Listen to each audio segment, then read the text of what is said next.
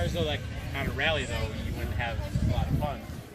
What are you talking about? That a birth, man. I mean, it'll be fun to drive, but you're gonna get on the freeway and hit 120, and this thing's gonna fall down. Yeah. Feels like you're gonna die. And it's gonna run out of power. Yeah, I mean, you're not gonna have that huge top end. No, I can feel that in my A7 compared to my CLS. It's like, as it's starting, it's like wants to keep going. Yeah, the A7 is just not. It's not power in the end. Like the CLS was like, okay, here's my limiter, but I'm just like this, limiter. Yeah. You know. It doesn't struggle to get there. No. Not at all. Ford Loco. Are they really 12% alcohol? Most of them are 14%. Holy crap, I didn't realize that. I did not realize that at all. I thought like at the time they were like 8, but I didn't realize they're that high. I remember this was like one of the first cars I saw with the paddle shifters in it. Like, and I was like, holy smoke. It was like revolutionary for me, like a BMW that had paddle shifters and that knob like that. As long as it works, it's still good. Oh my goodness. See this? Yeah, he's got the older one. Well, he got aftermarket. But his are some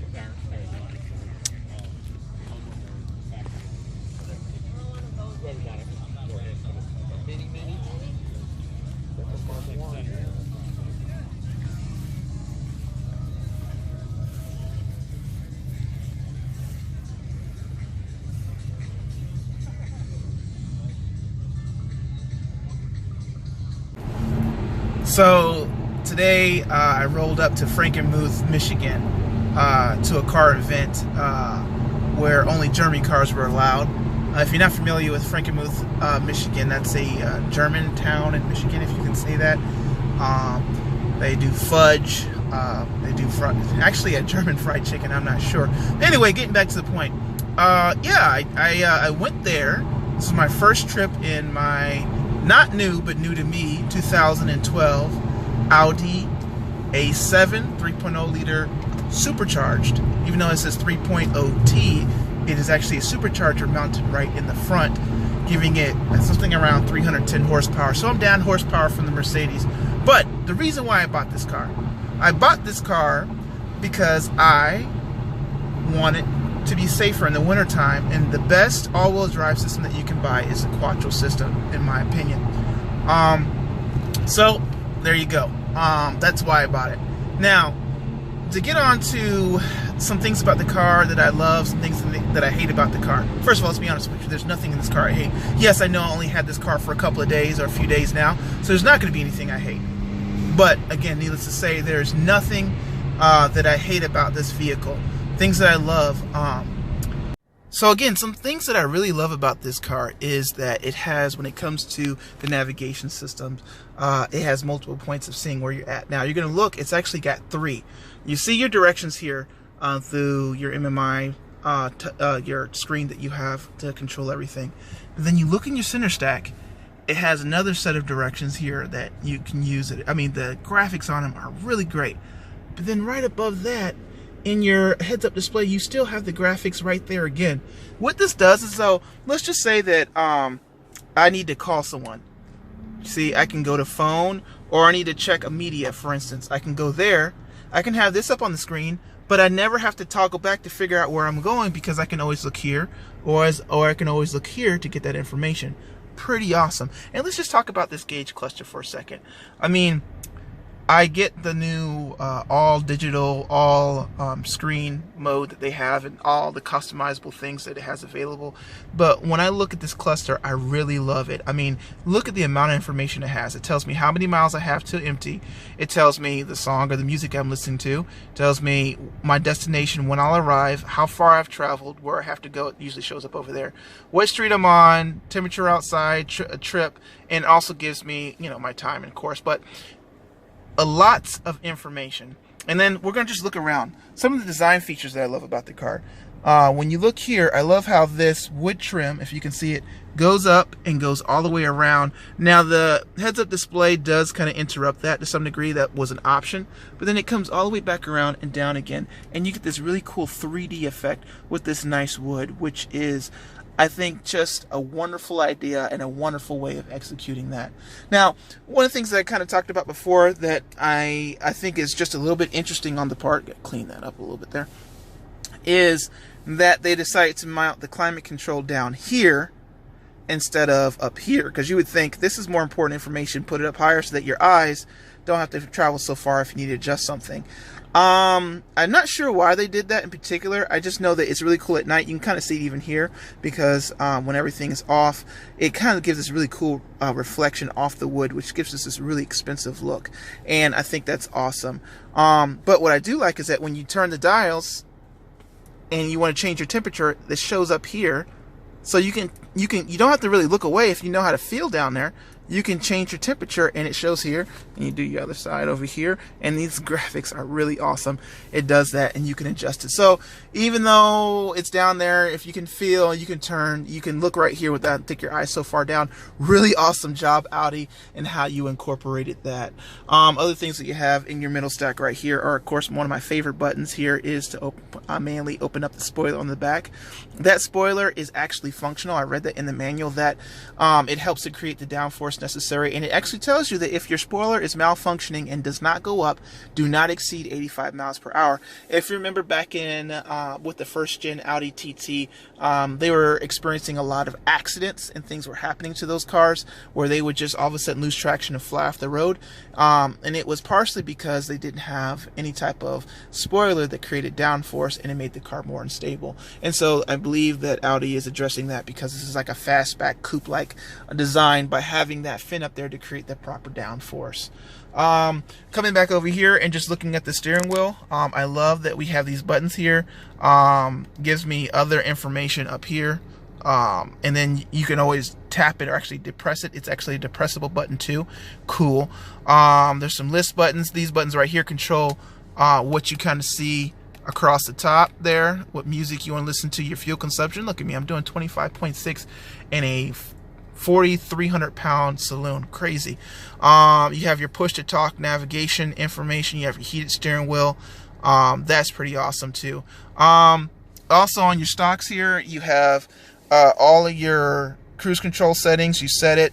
This changes the distance that you want to follow. So I don't know if I can get that to show right now. Yeah, so you can see the car, little car there. See how it'll tell you where you want to be at. Very cool feature, so that if somebody jumps in front of you, you can control the distance you want the car to follow at. Very intuitive, very easy to get to, very simple and quick. You know, I wish that these settings were on the steering wheel, but this is kind of an Audi, Volkswagen, Porsche thing to always put that there. I think that's an old piece of tech, but you know, I'm not complaining that much. You got your traditional turning signals there. These here, the paddle shifters, you know, these need a little work. The reason why I say that is because they're terribly plasticky. You know, they're not made out of anything. My dad's 2012, I think, he has a 2012, 2014 Cadillac CTS, has these nice chrome, big, huge ones, and they feel expensive. Here, not so much. And then the last really cool party trick is when we're looking over here, you have a million buttons, all of them. I can't tell you what they do yet. I'm not exactly sure. I got a good idea of how this works. These should always be set to auto. That controls your dimmer. Maybe that controls your dimmer. This, I don't know yet. Oh, I think that, oh, you know what I think that's for? Oh, cool. That allows you to adjust how high that actually sits. Your heads-up display sits. Didn't know that. Very cool. But then if you press this button, this is like a rear fog light. I think that's your headlight, your front fog lights. And then here is what's the really cool button, which I didn't know right away. It's your night vision. Now, the night vision is really cool. It works pretty well. I don't know how well it really works though. I mean, it's cool. It's a cool feature, but like you're taking your eyes off the road and then looking down here to make sure there's nothing in the way. Now, of course, this is daytime, but at nighttime, I just find this very weird to take your eyes off of here to look down here to see if there's any obstructions. Needless to say, it's a very cool feature. The buttons in here, I think Audi learned from some of their earlier soft touch buttons with everything that came off. These buttons are a little bit harder, but they still feel very nice. They look like they're going to last. And if you look down here, there's a nice little chrome around these window switches, which will be used so they won't peel off like some of the other models do. And of course, I just love, here's something I want to show you. These knobs, right? Listen very carefully, like, do you hear that? It just sounds so expensive, and it just feels so good. These buttons around here, they are hard plastic, which I want. Good job, hard plastic. But I just feel like that they could be a little bit fragile, and I'm always very careful with them. But this MMI system, and you look at it, it's pretty simple and easy. I mean, it's radio, media, navigation, tele, and then these 4 areas represent the 4 corners of your selections here. Very simple and very easy. Again, I think I was taking like 7 minutes just to explain features in this car. Most cars I don't have to do that, but I want to show you one more thing. If you look right here, that thing right there that shows you the blind spot is so well done. Look how easy it is to see. And then I love the shape of this mirror. This mirror reminds me of something way more exotic. And when something shows up there, that thing just blinks out and it shows. It just, the design of this mirror, I am in love. It's chunky, it's big. It reminds me of something like a Lamborghini. I just love it. So we're gonna now go around the outside of the car for a moment. Before we go outside though, there's one other thing I forgot to mention. Of course, this touch panel down here. It, during normal functions, will act as your presets for your radio. I think that's incredibly smart for them to do. But when you're entering your directions, for instance, in your navigation system, and you want to say, well, we'll cancel this destination real quick. And we'll say cancel. And when you want to start, of course, it does this weird thing, but we'll just go back. It takes you out of it. But then if you hit the destination button again, it like calculates you to get out of where you're going. I think maybe because I hit start. So I go to addresses, and if I come here and I say I want to enter a city, automatically this switches from the numbers where now I can, and you've seen this system before, but it's pretty good. If I go, I'm going to show you. That was not a good A.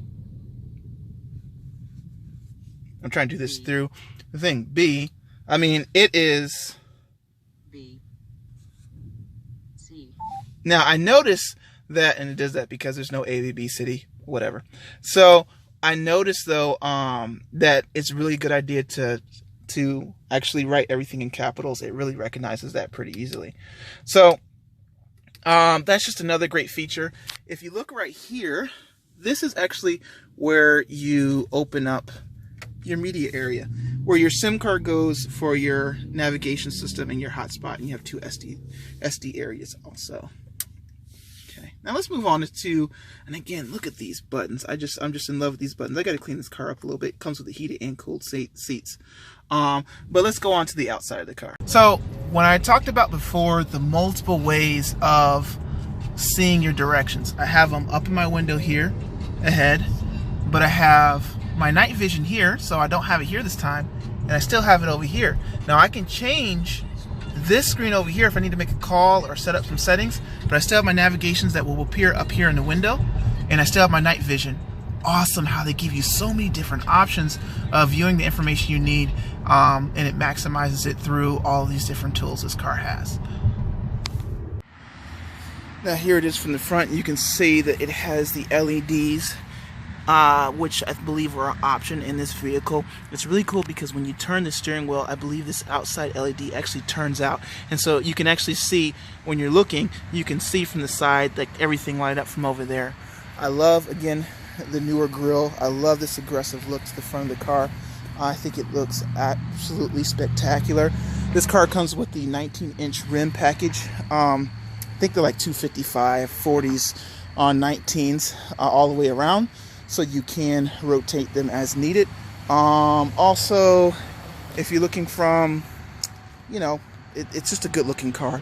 This fin right here is the fin that actually pulls up, and sometimes in the park position I do like to leave it up, I have to admit it. And that's about it. I mean, again, I was looking for something that was just as stylish as my CLS 550. I believe I found it. I needed something that was safer with an all-wheel drive system. And like I said before, you can't go wrong with Quattro. Quattro is something that will put your mind at ease. And so, again, I can't say enough so far. At top end, do I feel like this car can hang with the CLS? The CLS just feels like 130 comes up way too quick. It just seems like if you're trying to do a top end, we're of course talking close course here. When you get to 130, it's just like you're almost disappointed because you feel like you're doing 90 and all of a sudden your fuel is being cut off. This car doesn't have that same feel. As you accelerate and you get quicker, you know, you do start to see a little bit of a runoff. That's totally fine. Do I think it could handle higher speeds? Most definitely, but it's just a different way of getting to it. The Mercedes is all business. It's meaty, chunky, heavyweight. This is more athletic, more lively, more visceral type of vehicle. And I know I'm saying that when we know about Audi's understeering issues. So take that with whatever you want to take it as. But I just feel like when you talk about the steering dynamics, yes, it's very numb in the front, but the steering itself is great. Like, you might not know where your grip is going to go and come and go in this car, but when you actually talk about how it feels, the lightness, the active changing of the steering, this is definitely more compelling, and it makes you want to drive it more. So this is just a brief, if you want to call it brief, introduction to my vehicle that I replaced the CLS with. I'm very happy with it so far. I hope I will continue to be, but I was surprised. I drove this car and I wanted to hate it. I wanted to drive it, get it out my system, said, okay, now I don't want one anymore. I don't have to look lustfully at them anymore when they drive by. I don't want to deal with that.